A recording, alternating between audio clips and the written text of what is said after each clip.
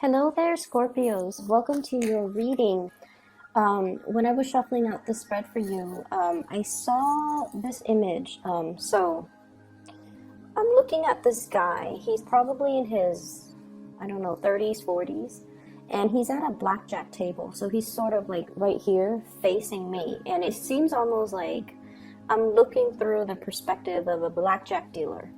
And I'm not familiar with card games, but I believe that's the game where you have to, all the cards have to add up to 21. And you want to get closest to 21, as close to the number 21 as possible.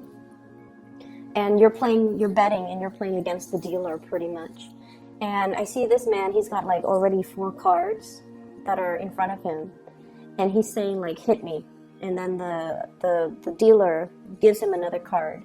And it's still a small card. It might have been a 3 or a 4 that was dealt, and then he says, hit me again, and he says it again.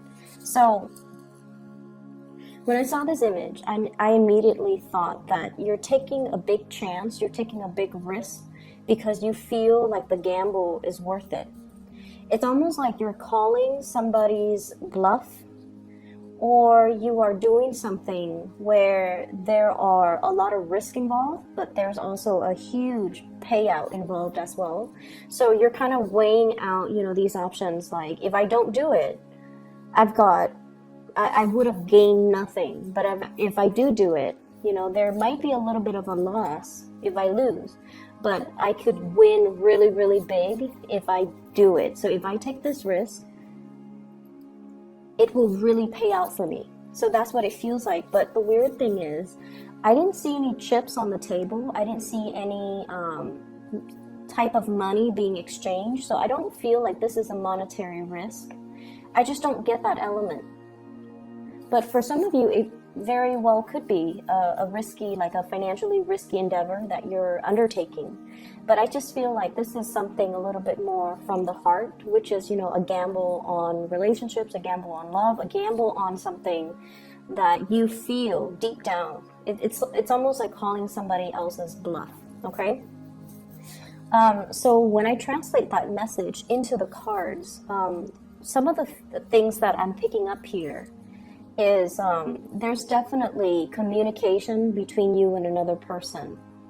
And I feel like the communication has to be very, very, very well thought out. And the communication has to be very tact. So it's almost like you're sitting there trying to communicate with another person. And I almost feel like this element, you guys are naturally very cautious to begin with. And I literally see like somebody typing an email or texting and spending a lot of time making sure that the wording is just perfect. Spending a lot of time making sure that, everything is spelled out correctly, everything is grammatically correct, that there are correct punctuations, there are correct numbers and figures and things like that. So there is something that you're doing very meticulously, that you're doing with the utmost care, because somebody else is going to review it or somebody else is going to read it. So I feel almost like this element about, wanting to communicate with somebody, measuring your words, weighing out the word choice, weighing out what you're going to say, and being extra careful about how you come across and how the other person is going to receive your message. It's almost like wondering, is this the right tone that I should use? Is this the right way in which I should communicate? Am I getting my point across? So you're really reassessing this piece of communication that you're sending off to somebody. And what I feel here, we do have, let me see,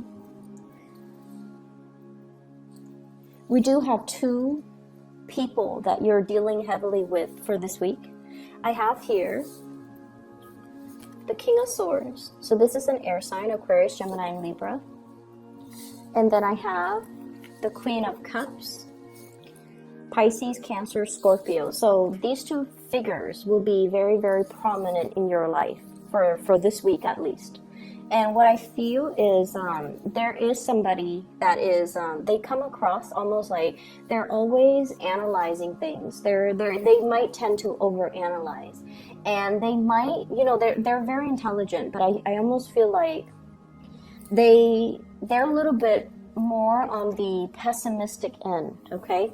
They're sort of like, oh, it's not going to work out, we should have a plan B. So in a way, they're very cautious as well, but I feel like they err a little bit more on the pessimistic end. And so they don't really do anything rushing right in. They're not impulsive. They take their time whenever they're confronted with a problem, whenever they're confronted with a crossroads, or whenever they communicate. So I feel like they're very measured, very methodical, and extremely, extremely like analytical. And they could read something and analyze it to death. Or they could like look at one situation and come up with like multiple scenarios where things can potentially play out, or where things can potentially go right, or where things can potentially go wrong. So I feel like this is almost like a strategist. It's somebody that has a lot of insights, a lot of foresight, and also they plan for every possible scenario. And so when you're dealing with this person, I feel almost like they're giving you a lot of different scenarios for you to mull over, for you to analyze. And I feel like in a way, dealing with them can be very refreshing for you, because I feel like a lot of the times you guys do, you know, get really stuck. It's almost like that tunnel vision. You know, you want to have things a certain way, and especially when you have an emotional pull towards something, it's almost like you trust your intuition so much that you're like, nothing can go wrong. My intuition is really pulling me in this direction, so I feel like that's where I'm meant to go. Okay, and this is you going for something. This is the Knight of Cups, and I feel like this is more your energy.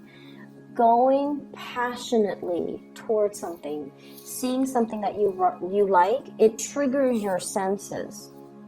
And you're just like, that's it. My intuition, my heart is telling me to go this way. There's nothing here that indicates otherwise, so I'm going to go for it. But I feel like this person is telling you, yeah, but if you do this, there are all these other things that you have to consider. And I almost feel like you deal with things that are in front of you, whereas this person deals with things almost from like a bird's eye view. They're looking at the totality of a situation.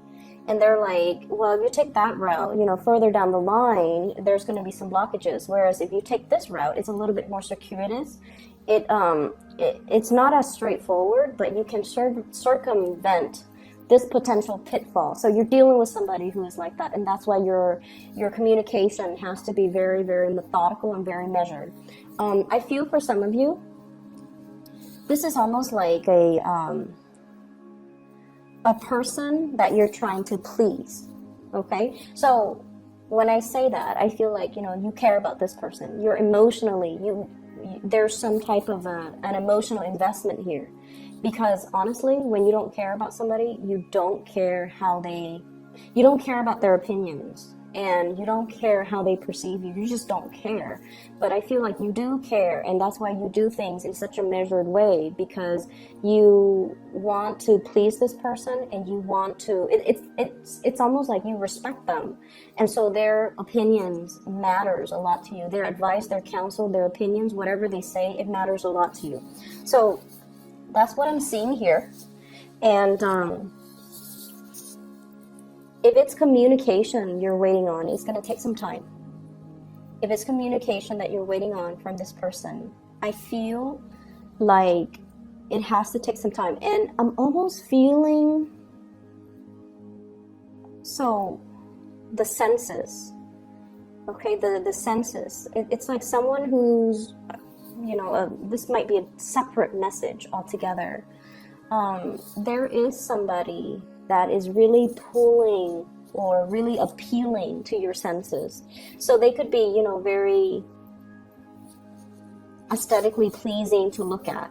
Okay, so like you might be attracted to them, but I feel like it's a lot more than that. There's something about them that's very unique. And I feel almost like there's something about them that is very nurturing, that is very pure and innocent. And this is what I'm drawn to. This Two of Cups. It's somebody that is not afraid to be vulnerable. It's somebody who's, you know, she's completely naked and she's okay with it. And it's almost somebody who's like very, it's like a naturalist, somebody who enjoys the simple things in life. They're not bogged down with status, money, power, prestige. They don't really care about those things. They have more of a heartfelt energy with them. They like simplicity. They like minimalism. They just, whatever the normal average person values, this person isn't like that. And so in a way, they're really unique. They're quite independent and they're quite fearless. And I feel like that's why you're really drawn to this person. I almost feel like this person, their attention is kind of focused elsewhere. That's what it feels like to me. It's like you're charging straight forward to this connection. And I feel almost like their attention is elsewhere. So if this is like somebody who is an ex, if this is somebody who is brand new in the picture, that is really striking your fancy, or you find yourself very attracted to them, I feel like it's gonna take a big grand gesture for this person to fall in love. You know, it seems like this is not somebody that falls in and out of love easily. It's not somebody that's like that. And so it takes somebody pretty spectacular. It takes something spectacular to really capture this person. And every time I see birds or I see imagery with wings, it's somebody who might be flighty, or somebody who might be fickle, or somebody who is kind of afraid of commitment. Okay. And so going back to that image where you're at the blackjack table and you're just like, hit me, and you're calling the dealer's bluff. It seems like that to you, to me, where you're just like, you might be calling somebody else's bluff, or you might be, you might feel like somebody is being false, where they're pretending to be a certain way, but deep down they are a different way. And they might not even be aware of that they're sending out mixed messages, that they're sending out mixed signals. But I feel like you guys can really, you have really keen intuition, and you can kind of splice at the truth. And you can, within like 5 minutes of meeting somebody, really analyze them, even without meaning to, you can kind of like sum them up, and you would be very accurate with your assessment as well. But I just see this situation where it's almost like you might have it in your emotions that they are a specific way. And once you're set, your emotions are set, it's really hard for you to see outside of that framework. And this is true of all fixed signs. Okay, like the air signs, so like the Aquarius, the Leos, or even the Taurus. But with the air signs, once they form their opinions about a certain topic, about a certain stance, about a specific person, they don't really change. Okay, and then I feel like that's the same way with Taurus. Once they're fixed on a course of action, they don't deviate. And then I feel like, once again, you're at that blackjack table. It seems like you're accumulating a lot of cards, and you're taking a huge gamble, and it's almost like, anytime now it's going to be a bust. It's going to exceed that 21 mark, but you're willing to bet. You're willing to go forward. So it's almost like the reality of the situation is you kind of need to stop while you're ahead. But then I feel almost like something is telling you to keep going. And if this is a work situation, I would say be very, very careful about, trying to do something on your own. Having somebody to kind of step in, especially that strategist that's telling you, wait a minute, you've already like got 4 or 5 cards. Anytime now it's going to be a bust. So why don't you quit while you're ahead, or let me assist you, let me give you a different strategy so that you can do it the right way, okay? So A lot of the times too with Scorpios, I just feel like, you guys do have a lot of pride. And I feel like, you're generally very independent and very stoic. You like to be able to do things on your own. You value self-sufficiency, and you do value independence as well. You like to, test your capabilities, and you pride yourself on being able to be kind of like that expert in your field. And it's really hard for you to ask for help. It's very, very, I rarely see fixed signs asking for help. Okay? And this is not about, throwing yourself a pity party, or this is not about, blindly walking down a path where it's not going to pan out well for you. This is more about being smart, having a strategy. And if we feel like we're in a situation where our blood pressure is rising, where there's a lot of risk involved, maybe you need to consult somebody who might be an expert to be able to give you these hints, tips, guidance, counsel. I do see a need for financial planning coming into the picture. So what I have here is the Five of Pentacles. And the Five of Pentacles is, dealing with some type of a financial hardship. And then I have as well the Three of Pentacles. So this is sort of like, if we're doing this all on our own, the outcome is not looking too great. However, if we enlist the help of other people, it's almost like, one person cannot lift the weight of whatever this is. One person cannot mend a fence. One person cannot do it all alone. You risk injury. You risk accidents. So it's really important to ask for help. It's really important to say, you know what, this is a little bit too burdensome or too heavy for me. I'm going to need you to step in. So, asking for help, asking for assistance. And it could just be a helping hand. It could be financial assistance. Taking out a loan, for example, or even finding ways so that you can, better manage your financial resources, finding ways in which you can, I'm seeing greatly shift money around, shifting money from savings to checking, shifting money from, shifting funds around. So I'm also seeing like retirement, pension, and things like that, so that you can pay for something unexpected. And I also see like needing to do housing repairs, needing to repair fences. Things might have been blown out during the things might have been knocked down, things might have trickled in. So I feel some element here about having to repair some type of a dwelling, and you might need to dip into your savings account in order to do that.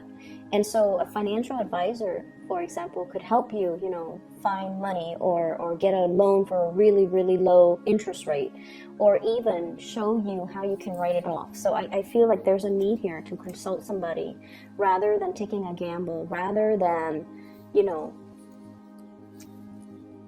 sitting there and not looking at the all the cards that are on the table for you. In the work environment overall, you're getting a lot of love and a lot of support, okay? And I know that sounds weird, but what I feel is you're very well received. So the people that are around you, there's a lot of collaboration. There's a lot of like creative problem solving. And I feel like, you guys like that. You guys like to solve puzzles. You guys like to figure, take things apart and try to figure out how the mechanics work, how things fit together. So I almost feel like there's a lot of these creative problem solving, using tools or using things for one purpose, and then it's almost like transferring that thing to to use to a different purpose, and it works. So there's a lot of creative problem solving. There's a lot of talking things through with another person, and the person can provide you with a lot of insights. Okay, so I feel like it's a very collaborative week, and it's really not indicating to me that you should keep information to yourself, or you should try to test your luck and do it on your own. Because like I said, you're getting a lot of love and a lot of support, and you're being looked at very, very favorably. So anybody will be more than willing to come to your rescue, to help you, to assist you, or even to sit down and, pick your brain. So it's really important to, try not to do it on your own, okay? I don't see a very busy energy, but I see this sort of like merry-go-round. When it comes to communication, more than anything, when it comes to love, when it comes to relationships, when it comes to communication, it's just this revolving door is what I'm feeling, this revolving door. And merry-go-rounds, revolving door, all indicate cycles, all indicates like a situation that is very monotonous, that we want to get off. Like you just want it to end, you just want the ride to end so that you can get off and then like try a different ride. So there might be a situation where things are a little bit monotonous, where things are a little bit dry, where things are a little bit stale, and you might not feel like your heart is in it anymore. And then there's definitely another connection here, I feel, that's really pulling you in a different direction, okay? But I just feel like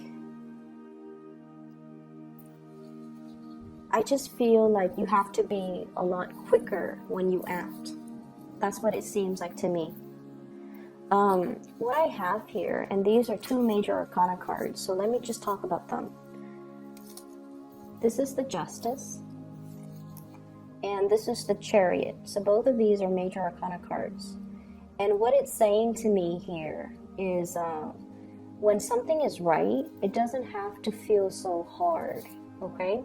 When the balance in a situation, in a work environment, in a relationship, in any type of an interpersonal communication, if things are right, despite your differences. So let's just say, if you disagree with somebody, right? As adults, you both can talk about your differences, talk about your different beliefs, talk about, all the things that make you different without it being conflictual. And so if things become conflictual, and if it's, coming through from the other person, then it's because they're not emotionally mature enough to look at a situation as an adult. So if you disagree with something that they believe in, and then they take it as a personal attack on their belief system or on them, then it basically means they're not able to detach their ego from, their beliefs. And so you might need to kind of look at the maturity level of the person that you're with and try to assess whether or not they're on your same wavelength, okay? So the Justice here, the Justice card, is all about balance. It's all about recalibrating. And it's all about seeing both sides to the story. And this is, once again, that blackjack customer, the person at the blackjack table. He's got it in his head that I'm going to win big, But then at the same time, seeing both sides of the story, seeing that, the dealer's cards are not revealed. So you might need to look at a situation in a little bit more of a realistic mindset. And you also have to kind of come into this sense of, if it's meant to be, it shouldn't be so hard, okay?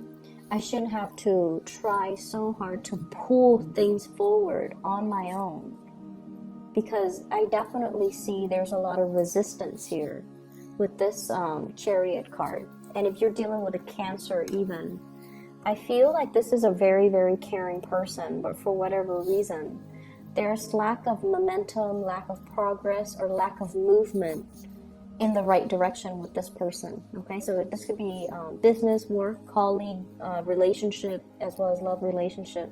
There's lack of consensus. There's lack of common ideologies. The traditional Rider-Waite deck depicts the Chariot as two people that are very, very different from each other, and they're trying to move in the same direction. And it's strange because this deck is not showing me the horses with two different colors. It's showing the same color, and it shows me as well you potentially could be dealing with another water sign, but for whatever reason, your interests, your goals, your life path, or the things that you're trying to pursue might not be in alignment with one another. All right, so I'm going to leave it at that. Scorpios, I hope that the reading is helpful for you as you navigate this energy for this week. I'll be back next week, okay? And I wish you the best. Take care of yourself. I'll talk to you guys soon.